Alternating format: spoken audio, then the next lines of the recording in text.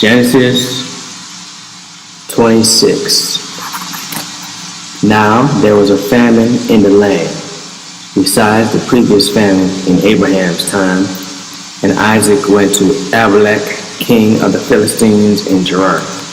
The Lord appeared to Isaac and said, "Do not go down to Egypt. Live in the land where I tell you to live. Stay in this land for a while, and I will be with you and will bless you.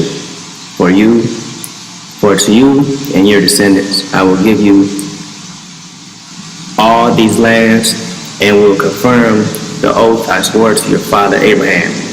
I will make your descendants as numerous as the stars in the sky, and will give them all these lands, and through your offsprings all nations on earth will be blessed, because Abraham obeyed me and did everything I required of him, keeping my commands and decrees and my instructions." So Isaac stayed in Gerar. When the men of that place asked him about his wife, he said, "She is my sister," because she was afraid to say, "She is my wife." He thought the men of this place might kill me on account of Rebekah, because she is beautiful. When Isaac had been there a long time, Abimelech, king of the Philistines, looked down from a window and saw Isaac caressing his wife Rebekah. So Abimelech summoned Isaac and said, "She is really your wife. Why did you say she is my sister?"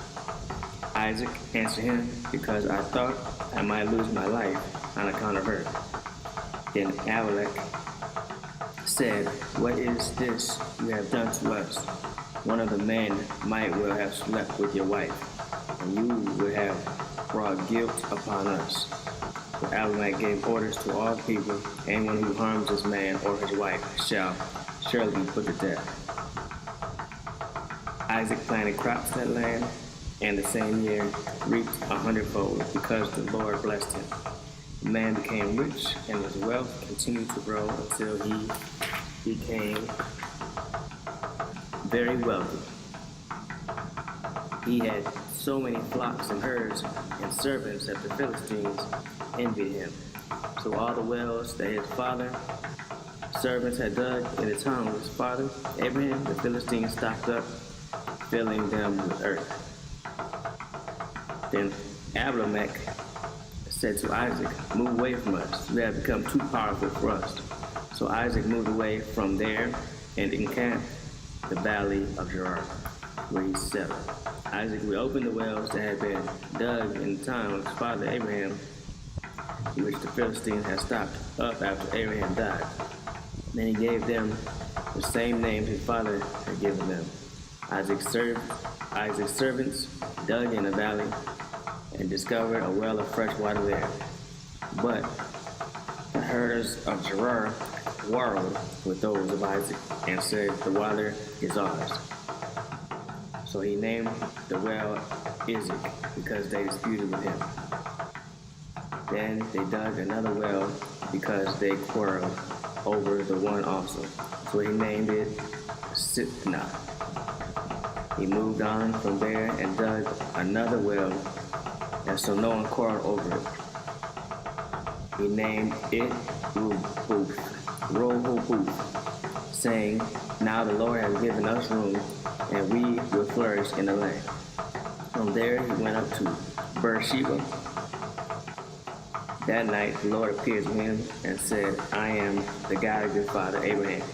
Do not be afraid, for I am with you. I will bless you, and you will increase the number of your descendants for the sake of my servant Abraham."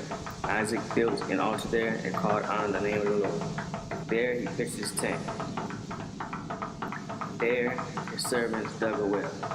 Meanwhile, Abimelech had came to him from Gerar with Azuzah, his personal advisor, and Philco, the commander of his forces.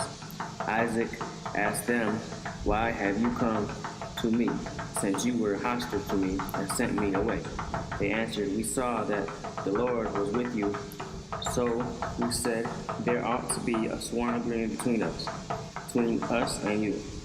Let us make a treaty with you that you will do us no harm, just as we did not harm you, but always treated you well, and sent you away peacefully, and now you are blessed by the Lord. Isaac then made a feast for them, and they ate and drank. Early the next morning, the men swore an oath to each other. Then Isaac sent them on their way, and they went away peacefully. That day, Isaac's servants came and told him about the well they had dug. They said, "We found water." He called it Sheba. And to this day, the name of the town has been Beersheba. When Ashur was 40 years old, he married Judith, daughter of Berea and Hitti, and also Basemath, daughter of Elon the Hittite. They were a source of grief to Isaac and Rebekah.